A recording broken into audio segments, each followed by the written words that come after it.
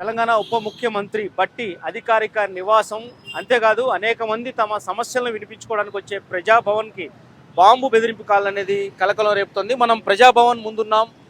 గత ముఖ్యమంత్రి సీఎం కేసీఆర్ ఇది అధికారికంగా నివాసం, ఇది ప్రగతి భవన్ అప్పుడు, ఇప్పుడు కాస్త ప్రజాభవన్గా మార్చారు. ఈ ప్రజాభవన్లో ఇప్పుడు తాజాగా బాంబు బెదిరింపు కాల్ అనేది కలకలం రేపుతోంది. కాల్ వచ్చిన నేపథ్యంలో ఇప్పుడు ఎవరైతే ప్రజాభవన్లో ఉంటున్నారో బట్టి కుటుంబ సభ్యులు కానీ ఇంతకుముందు సీతక్క వీళ్ళంతా లోపల ఉన్నారు, వాళ్ళందరినీ బయటకు పంపించేయడం జరిగింది. లోపల పూర్తి స్థాయిలో తనిఖీలు చేస్తున్నారు. ప్రజాభవన్కి 4 దిక్కులా కూడా తనిఖీలు నిర్వహిస్తున్నారు. బాంబ్ స్క్వాడ్ పూర్తి స్థాయిలో గుర్తింపు వ్యక్తి ఎవరైతే ఒక వ్యక్తి అనుమానితుడు చేసిన కాల్ ఆధారంగా కూడా తనిఖీలు జరుగుతున్నాయి ముమ్మరంగా. లోపల పరిస్థితి చూస్తున్నాం, ఒక నిర్మానుష వాతావరణం అయితే స్పష్టంగా కనిపిస్తుంది. లోపలంతా కూడా తనిఖీలు జరుగుతున్నాయి. ప్రజాభవన్లో లోపల ఉన్న వాళ్ళందరినీ కూడా బయటకు పంపించేశారు. ఆ కాల్ చేసింది ఎవరు, నిజంగా ఆ కాల్కు సంబంధించిన వచ్చిన సమాచారం సరైనదా కాదా అనేది ఒక పక్కన వెరిఫై చేస్తూనే మరోపక్క తనిఖీలు కొనసాగుతున్నాయి. లోపల అన్ని వైపులా కూడా సహజంగా ప్రజాభవన్లోకి వెళ్ళాలంటే ఉన్న ప్రధాన మార్గం ఇది, ఈ మార్గం ద్వారానే వెళ్ళాలి.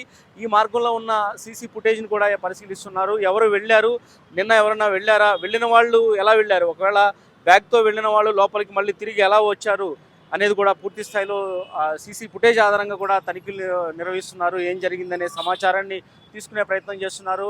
మరో పక్క చూస్తే 4 వైపులా కూడా ప్రగతి భవన్ సంబంధించి పేల్చేస్తాము, ఇక్కడ బాంబు పెట్టాము ప్రగతి భవన్లో అని చెప్పి వచ్చిన కాల్ ఆధారంగా కేవలం ప్రధాన మార్గం మాత్రమే కాకుండా చుట్టుపక్కల ప్రజాభవన్ చుట్టూ ఉన్న ప్రాంతాన్నంతా కూడా తనిఖీలు నిర్వహిస్తున్నారు పూర్తి స్థాయిలో. మరోపక్క ఇది ప్రధానంగా ట్రాఫిక్ ఉన్న ప్రాంతంలో ఎక్కడ కూడా వాహనాలు అయితే ఆపివేయలేదు. ఒక పక్క లోపల తనిఖీలు జరుగుతున్నాయి ప్రజాభవన్లో, కానీ యథావిధిగా ఇక్కడ రోడ్డుపై ట్రాఫిక్ అయితే కనిపిస్తుంది. వాహనాలని అనుమతించిన పరిస్థితి అయితే ఉంది.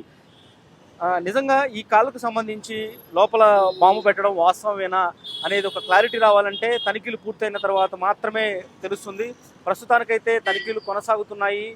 ఇప్పటికే లోపల ఎవరన్నా ఉంటే ఆ సిబ్బందిని అంతా కూడా బయటకు పంపించి కేవలం బాంబ్ స్క్వాడ్ మాత్రమే లోపలుండి తనిఖీలు నిర్వహించడం జరుగుతుంది. ఈ కాల్ ఎక్కడి నుంచి వచ్చింది, నిజంగా ఇది హైదరాబాద్ చుట్టుపక్కల నుంచి వస్తే ఈ పాటికి ట్రేస్ అవుట్ చేసేవాళ్ళు, కానీ ఇది తెలంగాణలోని ఇతర జిల్లాల నుంచి కానీ లేదంటే వేరే రాష్ట్రం నుంచి కానీ కొంతమంది కాల్ చేసినట్టుగా కూడా తెలుస్తుంది. దీనికి సంబంధించి అయితే ఒక పక్క కాల్కు సంబంధించిన వివరాలు సేకరించే ప్రయత్నం జరుగుతూనే మరోపక్క ఈ బాంబు బెదిరింపు నేపథ్యంలో వాస్తవ పరిస్థితులు ఏంటనేది కూడా అధికారులు ఎప్పటికప్పుడు సమాచారాన్ని సేకరిస్తున్నారు. ప్రజాభవన్ లోపల పరిస్థితి చూస్తున్నాం.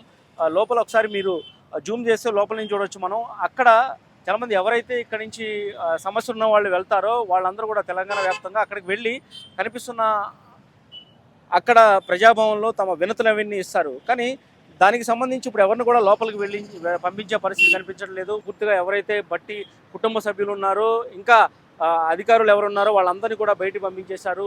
ఒకవేళ ఎలా ఉంటుందో పరిస్థితి తెలియదు కాబట్టి, బాంబు ఉంటే అది మొత్తానికే ప్రమాదం కాబట్టి ఎవరిని లోపల ఉండే పరిస్థితి కనిపించలేదు. మరోపక్క చూస్తే సాధారణంగా ట్రాఫిక్ అయితే నడుస్తుంది, కానీ తనిఖీల్లో ఏం బయటపడనుంది, నిజంగా బాంబుకు సంబంధించిన పేలుడు పదార్థాలు లోపల దొరుకుతాయా, లేదంటే ఒకవేళ దొరకకపోతే ఎవరైతే కాల్ చేశారో వాళ్ళని గుర్తించి వాళ్ళ మీద చర్యలు తీసేందుకు అయితే పోలీసు అధికారులు సిద్ధమయ్యారు. శేష విదేశం, ప్రజాభవన్, హైదరాబాద్.